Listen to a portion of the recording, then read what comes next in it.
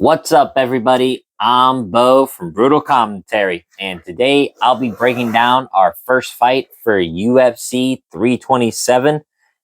This will take place this Saturday, April 11th, in Miami, Florida. Overall, I was very excited for this card when I first heard that they were coming to Miami. And don't get me wrong, I'm very excited. I'm looking forward to a lot of the matchups on this card. I mean, the main event, Yuri Prohaska versus Carlos Olberg. It will be a treat to watch, especially for the vacant light heavyweight belt. I think it will still be a treat to watch. I'm still looking forward to the fight. I have no complaints with it. I'm very much looking forward to it. And when I look at the card up and down, there are some great fights, right? Azamat Murzakanov versus Paulo Costa, Nate Landwehr versus Cub Swanson is fireworks.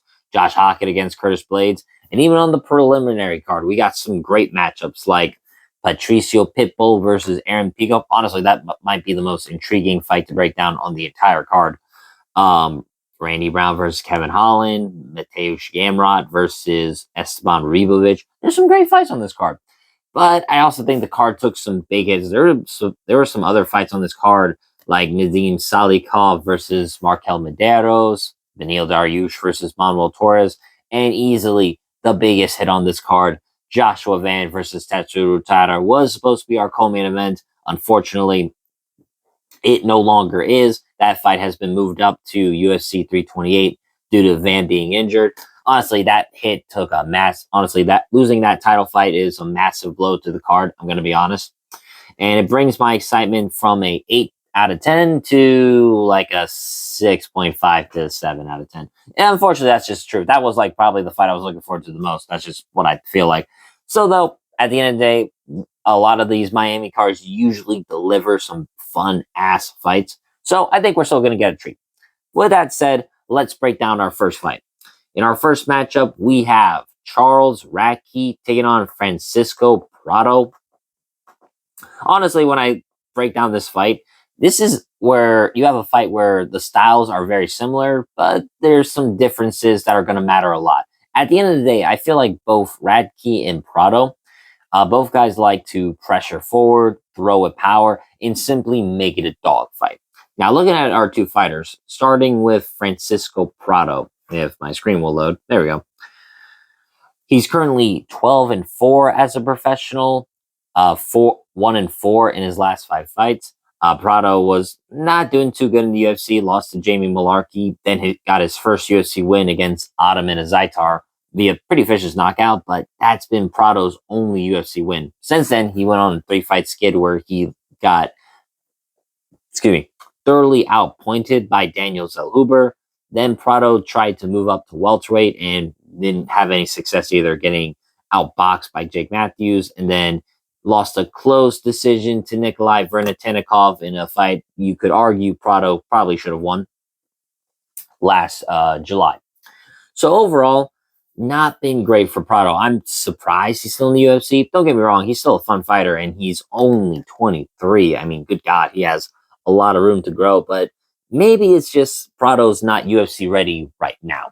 Now, he's taking on someone who is 12 years his senior in Charles Radtke, who's currently 11-5 as a professional, 3-2 in his last 5 fights. For Charles Radtke, it's more so a case of trading wins and losses, knocked out Gilbert Ubina, then got kneed viciously to the body by Carlos Prates, but I find no shame in the loss. Then knocked out Matthew Sellensberger in relatively quick fashion. Then got knocked out by Mike Malott last May at the UFC 315. Again, not a bad loss, right? Charles Radtke is only losing to really good guys like Carlos Prates and like Mike Malott. But then most recently, last October, submitted Daniel Frunza in kind of relatively easy fashion. So again, for this type of fight between Radtke and Prado, it's pretty similar. Both guys, like I said, like to pressure forward, throw with power, make it a dog fight. But again, there's going to be some differences in this fight that will make it interesting. With that said, let's get down to the breakdown. Starting with Charles Radtke, he's a very physical welterweight, pressure-based fighter. A lot of Radtke's striking is built more around power, specifically that left hook of Charles Radtke. It's probably his money shot. When Radtke is coming forward, and landing first, he looks more he's always going to look more dangerous. Heavy hands. He's got pretty solid wrestling, good positional grappling, and good back takes and submission ability, especially that rear naked choke of his, probably his best submission. So for Radtke, he's not just a brawler, I would say. He can mix it up when needed. There's always been just one issue with Charles Radtke, I've noticed. When Radtke is the nail instead of the hammer, that's usually when things fall apart for him. But when he's the one leading the dance, when he is the hammer, things work out for Charles Radtke pretty well. Now, looking at Francisco Prado, honestly, Prado's of a very similar mindset, aggressive, durable, and always willing to exchange. What Prado brings to this is a similar forward pressure style, his own grit and toughness, and just a willingness to trade. And I don't know, there's something about these Argentinian fighters I've noticed. They all just have chins of granite or something. You can't knock them out for some reason. I mean, I don't care if it's Esteban Ribovic, Prado himself, or other fighters like who haven't won on Contender Series. Like all these Argentinian fighters seem to have a block or like a head made of concrete or something. You can't knock them out. But there are some concerns for Prado. As I mentioned, this is his third fight at welterweight. He had moved up when he took on Jake Matthews. And while sometimes moving up in weight class can breed success, if you are the lighter fighter moving up a division and you're not at faster than your opponents, or explosive or physically imposing at all, that's a problem. Because usually if you're the fighter moving up a weight class, there's always the lighter man skill set. But if you don't have that, hell, if you're not faster than your opposition, then there's no point in moving up. Prado has basically no clear athletic edge. He's just undersized really for this division at, where's Prado stands at 5'10". Most of these welterweights are a bit bigger than him. Now, Radtke isn't at 5'9", I will say that, but still, Prado is usually just undersized at times and just clearly doesn't have an athletic edge over his contemporaries. So, looking at it stylistically, this fight, I think, basically comes down to who gets to be the hammer. Both guys want to push forward, land power shots, and control the tempo.